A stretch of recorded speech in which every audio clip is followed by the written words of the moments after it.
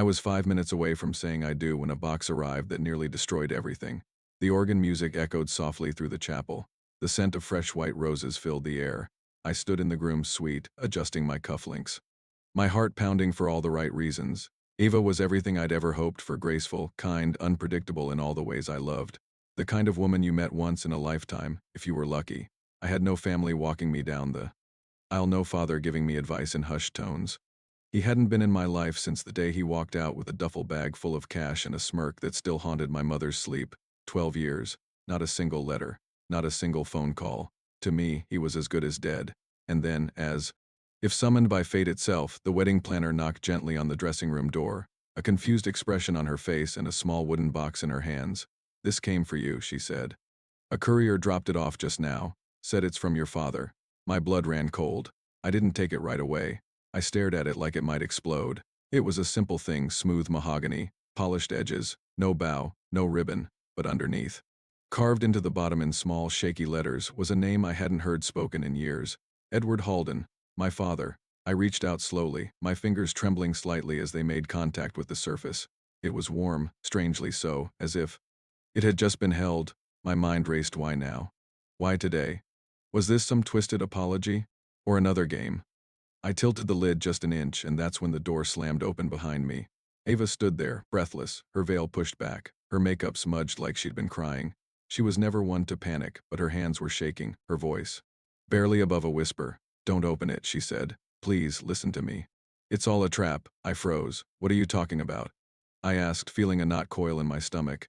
She stepped closer, eyes darting toward the box. "That man, your father, he's not here to make peace. He's here to ruin you. That's what he does. That's all he does." I had no idea what she meant. Eva had never spoken about my father before. In fact, she'd always respected the silence around that part of my life.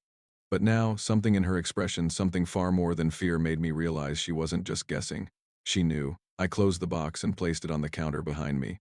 "What aren't you telling me, Ava?" She looked down, her breath catching. "I should have told you before, but I didn't think it would ever come to this. I didn't think he'd show up again." "You've met him?" I asked, barely able to process the words as they left my mouth. "Yes," she said. "Years ago, before I ever met you." She walked over to the small bench and sat, holding her own arms like she was cold. Her wedding dress shimmered under the soft yellow light, beautiful but ghostly now. It was a long time ago. I was in college, working part-time at this private club downtown, the kind of place that didn't ask too many questions if the tips were good. One night, this man walked in. Slick suit. Watch that, probably cost more than my tuition. He called himself Edward Blake. Said he liked to invest in people. I didn't know who he was at the time. I didn't care. He just scared me. I felt my mouth go dry. "Scared you how?" "He watched people too closely," she said. "He never flirted, never touched, but he made it known that he could, that he had power over everyone. And then one night, out of nowhere, he handed me this envelope. Said, 'Keep this. One day it'll be useful. But remember, it comes with a price.'" I didn't understand. What was in the envelope? She hesitated. Photos of me, my old apartment, my sister's school. It was like he was telling me he knew everything, and he could control everything. I felt like the floor had shifted beneath me. Why would he do that? "Why you?" She looked up, eyes full of regret. "Because I reminded him of someone, I think. I think he was planning something even back then. And now, seeing that box, I know he never stopped watching. He's using today to finish whatever he started." The wedding bells chimed softly outside. We were late. The guests were waiting. The music had begun again, the prelude to our vows. But none of it mattered anymore. Not while that box sat between us like a ticking bomb. "I don't understand." I said. "Why today? Why now?" "Because he knew it would break you," she whispered. "He knew that sending that box today would tear apart everything you built without him." I turned back to the box, suddenly seeing it for what it truly was: not a gift, not a gesture of reconciliation. It was bait. A carefully placed trigger, designed to unearth something dark, something buried. My pulse raced, not with love but with dread. My father hadn't returned for forgiveness. He'd returned for revenge, and the worst part, I still didn't know what he wanted or who he was really after. For a moment I couldn't move, couldn't speak, couldn't even breathe. The wedding, the music, the guests, all of it blurred into background noise as Ava's words echoed in my head. "I knew your father before I ever met you." I stared at her as if seeing her for the first time. The woman I was about to marry, the one person I trusted with every corner of my soul, was now unraveling a truth so dark, so unexpected. I could feel the ground crumbling beneath us. She reached for my hand, and instinctively I pulled it back. Not out of anger, but confusion. You need to explain, I said, my voice hollow, cracking around the edges. Eva nodded slowly and sat on the edge of the dressing room bench, the hem of her ivory gown grazing the floor like falling snow. It was 6 years ago, she began, her eyes fixed on the wall as if replaying every second in her mind. I was 22, broke. My mom had just passed, and I was trying to keep my sister in school. I took a job at an exclusive club downtown. The kind where everyone wore masks, both literally and emotionally. The kind where people paid thousands to disappear into velvet booths and forget who they were. I was just a hostess pouring drinks, smiling, making sure the right people got privacy. She swallowed hard. That's where I met him. But I didn't know who he really was. He introduced himself as Edward Blake, said he was an investor. At first, he was just a regular quiet, always in a dark suit, always paying in cash. But there was something off. He'd ask questions. Personal ones, about my life, my sister, my rent. I thought maybe he was just being generous. He tipped me $1,000 one night just for remembering his drink order. But then he started getting too close. I leaned against the wall, arms crossed, trying to stay grounded as everything I thought I knew about Eva and my father began to fracture. What did he want? I asked. That's the thing, she said. He never said it outright. One night, he handed me a manila envelope, said it was for me. I thought it was money. I almost cried right there, thinking he was helping me. But when I opened it, it was something else. Photos of me, outside my apartment, walking my sister. To school, pages with my address, my old email logins, even private messages from my phone. He looked me straight in the eye and said, "You're special, Ava. I see things in people. But loyalty is everything. Don't forget that." She turned to me then, her voice cracking. I was terrified. I told the club manager, but they said he was a VIP and that I should be grateful he'd taken interest. I quit the next day, changed my number, moved across town. I thought I was free of him. I stared at her, my chest heavy. Then how did we meet? She shook her head slowly. That's the part that scares me the most. I thought it was coincidence, that day in the coffee shop, when we bumped into each other, spilled drinks, laughed like strangers. It felt real. But after I saw his name on that box, something clicked. What if he planned all of it? What if he planted me in your life somehow? Not directly, but nudged us together like chess pieces. I sank into the chair opposite her, heart thudding like a war drum. You think he orchestrated our entire relationship? I don't know, she whispered. Maybe he hoped I'd get close to you, or maybe he just wanted to remind me that I'd never really escaped him, that no matter how far I ran, I was still in his game. I buried my face in my hands. Ava's story was terrifying, and yet something about it made sense. My father had always played long games. He'd once turned two business partners against each other over 3 years just to win a lawsuit. He was brilliant and cruel. And now, somehow, he was using my wedding day as the climax of whatever sick story he was writing. I lifted my head and looked at Eva, really looked at her. Her eyes were rimmed red, but steady. Her hands trembled slightly, but she didn't hide them. She wasn't lying. She was terrified, and something inside me broke, not out of betrayal but sadness. She had carried this fear for years and somehow thought she could protect me by staying silent. Why didn't you tell me any of this before? I asked. Because I didn't want him to win, she said. I didn't want your life poisoned by his shadow. You've worked so hard to build something real, something clean, and I didn't want to be the reason you started doubting everything. I kept praying he was gone for good. She paused, but the moment I saw that box, I knew he wasn't. I stood and walked to the counter, staring down at the box. It sat there, quiet and deadly, like a loaded gun waiting for the wrong hand. What do you think is inside? I asked. Eva hesitated. I don't know, but knowing him, it's probably a message, not to you, to both of us, a way of saying, I see you, I own this moment, even now. I nodded slowly. A part of me still wanted to rip it open and see for myself.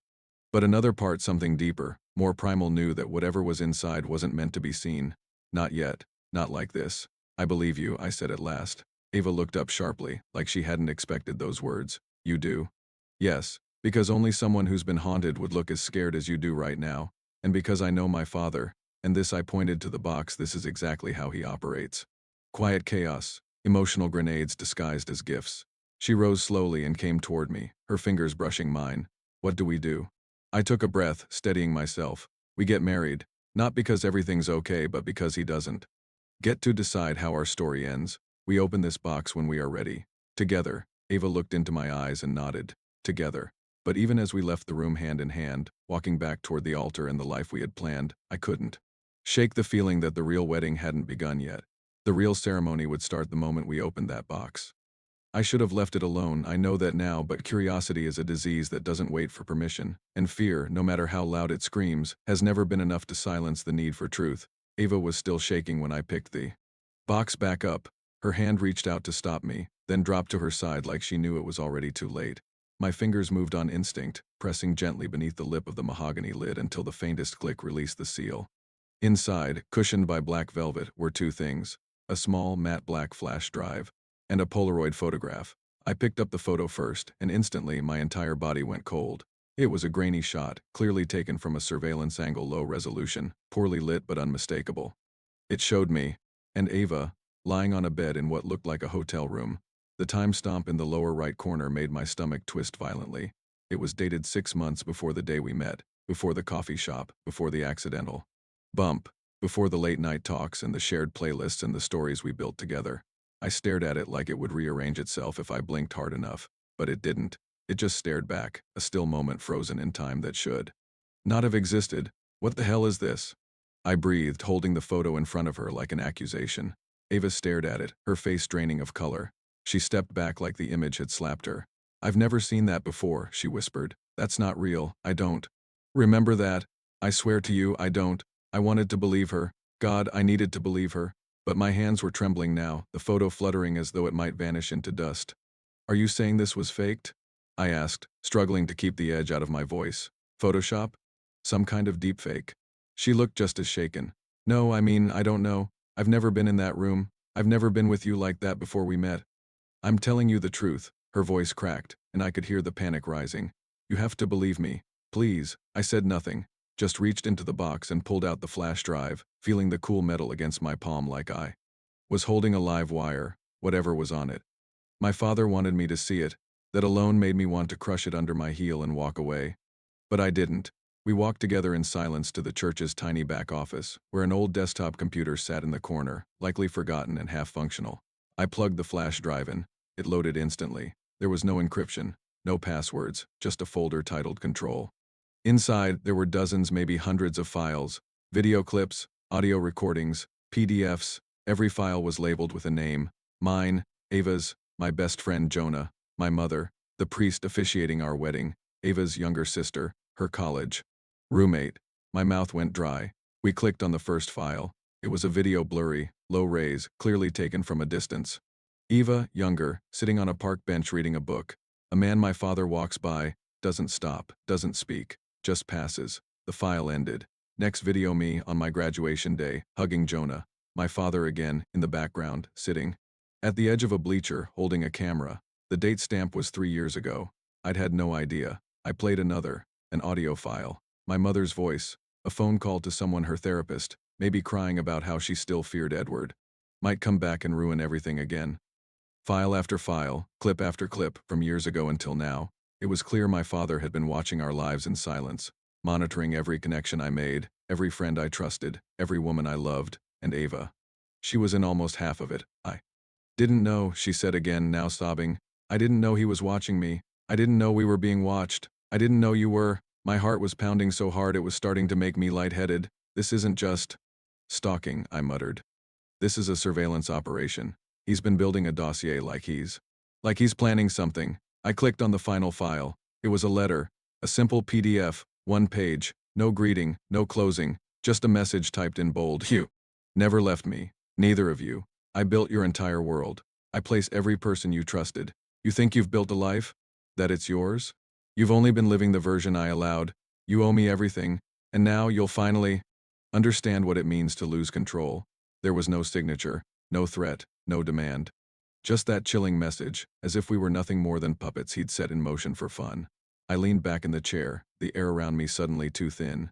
Ava dropped to the floor beside me, silent now, staring at the screen with red, swollen eyes. The silence between us was heavier than any words. My father hadn't just sent a box. He had sent a war, a warning. Proof that he still pulled the strings and maybe had never stopped, the part that haunted me most. He was right. Every milestone, every love, every decision, it all suddenly felt tainted. Even if our love had been real, had it ever really been ours? Or had it been something he'd planted and nurtured like a poison vine, growing slowly until it choked everything good? I reached for Eva's hand and held it tightly. I didn't know what to believe, but I knew this. We were no longer living in our story. We were inside his, and we had no idea what came next. I don't know what was worse, the sound of my mother's voice when she finally confessed, or the silence that followed. We were back at the house, the guests dismissed with a vague excuse, the wedding dress crumpled on the guest bed like the dream we had just buried.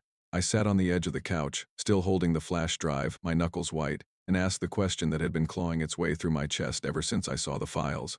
Did you know? My mother stood in the kitchen doorway, arms crossed like she was bracing for a storm that had already arrived. Her eyes dropped to the floor. Your father said he'd leave me alone. If you married the girl he picked. The world tilted. I couldn't even pretend to understand what she meant at first. I turned toward her, fully, voice breaking with disbelief. What are you talking about? He picked her. She nodded slowly, not directly. He didn't name her. He just guided me. Years ago, he said he was done interfering if I helped restore the family name. That's what he called it. Said he wanted you to marry someone who'd understand your legacy. Someone he could trust. Her voice shook, and I believed him. I believed he'd disappear for good if I played along. The words felt like knives. Every moment I thought was mine, every smile, every kiss, every story. Ava and I told ourselves it all cracked under the weight of what I was hearing. So what? You just pushed me toward Ava? You manipulated me? I demanded. I didn't have to, she whispered. He did all of that himself, the coffee shop. The car that broke down outside your apartment? The random shared interests? He orchestrated everything. I just stood back and prayed it wouldn't work. I turned to Eva, who had been sitting motionless by the window, her hands clenched in her lap. Is that true? My voice came out lower than I expected, almost hollow. She didn't look at me at first. She just stared ahead, as if she were watching our lives burn down in slow motion. It started that way, she said quietly. I didn't know who you were when I first met you. All I knew was that I'd been offered a strange job, money. A new apartment, stability if I just agreed to be in the right place at the right time. That's how it began. That's how he found me. I felt like the air had been sucked out of the room. Ava continued, her voice cracking. I was told to make you trust me, to get close. Nothing illegal, nothing sexual, just build something. Something that could be used later. I was already shaking my head, unable to reconcile the girl I fell in love with. In this version, this ghost of herself she was now revealing. So everything was fake. I asked, the connection. The late night talks? You memorizing the name of my childhood dog? Her face contorted in pain. It wasn't fake. Not after the first few weeks. That's what changed everything. I didn't know you would be you. I thought you'd be another cold, distant heir. But you were warm, kind, curious. I fell in love with you. And when I told him I wanted out, he threatened me. I froze. Threatened you how? Ava looked at me, tears falling freely now. He said he had video, photos, evidence that would ruin me, my sister's scholarship, my job, my name. He said I could walk away from you, but I'd never walk away from him. I felt something inside me splinter. It wasn't just anger. It wasn't even betrayal. It was grief. Grief for the version of my life that no longer existed. For the love I thought had grown naturally, not planted like a lie. I buried my face in my hands. You should have told me. I tried, Ava whispered. I hinted. I warned you not to open the box. I thought if I could keep you away from it, maybe you wouldn't have to know. Maybe I could protect the one real thing I've ever had. She stood suddenly and fell to her knees in front of me, grabbing my hands like they were the only lifeline she had left. I never meant to lie, but now your father thinks I've betrayed him. He'll come after me, after us. My mother stepped forward, her face pale and haunted. He won't stop. You know that, don't you? If he's back now, it means he's ready for the next move, and you're both standing in the way. I looked between the two women, one who gave me life, the other who nearly became my wife, and realized that neither of them had ever been free from him. He had manipulated them too. He had used love, fear, guilt, whatever it took to keep us orbiting his will. I'm not marrying anyone today, I said quietly. Not until I know what was real and what was planted. Eva nodded, but I could see it in her eyes, a flicker of devastation she tried to hide. But I'm also not letting him decide how this ends. I stood up and grabbed the box from the table, tucking the flash drive inside. If this was all a test, then I'm going to pass it. Not as his son, not as some puppet, but as the man I chose to become. Ava whispered. What are you going to do? What he never expected, I said. Tell the truth, find the rest of it, and fight back. But deep inside, I knew something chilling. This wasn't the end of my father's game. This was only his opening move. There's a kind of silence that follows betrayal, not the silence of peace, but the kind that hums behind your ribs and makes even your own breath feel like a lie. After the wedding was called off, Eva and I spent 3 days in the same house. Without speaking much, not because we hated each other, but because the truth had taken up all the air between us. I wasn't angry anymore, just hollow. Not because Eva had betrayed me, but because everything we'd built had been born under a shadow we didn't even know was there. But in that silence, something strange happened. We began to rebuild. Not as lovers, not yet, but as allies. We agreed on one thing: the story wasn't over. And if we didn't end it ourselves, my father would keep writing it for us. I hired a private investigator, a former intelligence officer named Nolan Briggs who specialized in offshore corruption and long-game cons. Ava helped organize every file we'd pulled from the flash drive: timestamps, recordings, photos. We listened to every call, watched every clip, mapped every location, the motel and the Polaroid. We found it. A cheap roadside in 2 states away, rented under a fake name. The bedspread matched, the wallpaper matched, but the key? We tracked down the hotel's archived records and discovered something impossible. The photo wasn't fake, but the man in it, the man who looked like me, wasn't me. He looked like me, moved like me. But the PI ran a biometrics scan on the video's background footage and matched it to an old stage actor named Tyler Brooks, who had gone off the grid a few years ago after being paid handsomely to recreate a scene for a private project.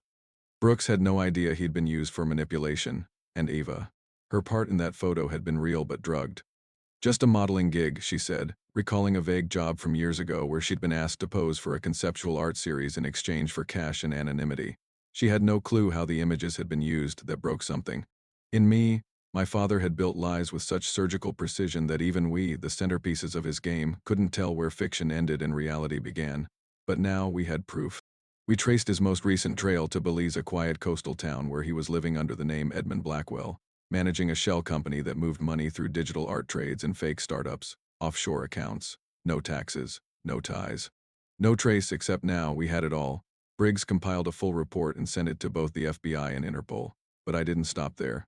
I sent copies to a journalist, one who had been investigating financial predators like my father for years but had never cracked his case. I told her everything: names, locations, manipulation. I sent her the photo, the drive, and a statement. My name is Callum Halden. This man is my father, and I am no longer afraid of him. It hit national news within a week. My father's name, or at least the one he used last, lit up every major paper. There was even a segment on late-night television calling him the Puppet Master. They didn't know the half of it. A warrant was issued within days. Whether he was caught or vanished again, it no longer mattered, because we weren't hiding anymore. And the final act of release came on a quiet Sunday morning. Ava and I drove to the cliffs outside town, where we used to go before we got engaged, back when we thought everything between us was real and unscripted. We stood at the edge of the rocks, the ocean roaring beneath us, and I pulled the box from the trunk.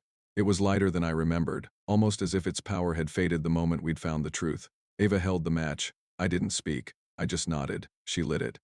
The flames licked the wood, turning polished mahogany into ash, the drive melting with a soft hiss.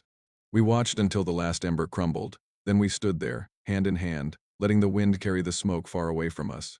That night, we didn't talk about the past. We didn't talk about the future. We just sat together, finally free. In the moment between what was and what could still be, 6 months passed. We didn't rush. We didn't plan. We simply lived. We laughed more, slept in, traveled light. And when I asked her to marry me again, this time with no stage, no cameras, no audience, I did it with a simple ring and one question: no secrets. She smiled, tears in her eyes, and said, only honesty, and only us. We got married under a tree in a small garden behind my mother's home. 10 people, no flowers, no cake, no press, no boxes, no ghosts, just us. The sun filtered through the leaves like golden confetti. As Ava slipped the ring onto my hand, she whispered something that made my heart feel whole again. This time, it's real, and for the first time in my life I knew it was, because I chose it, not him, not fear.me.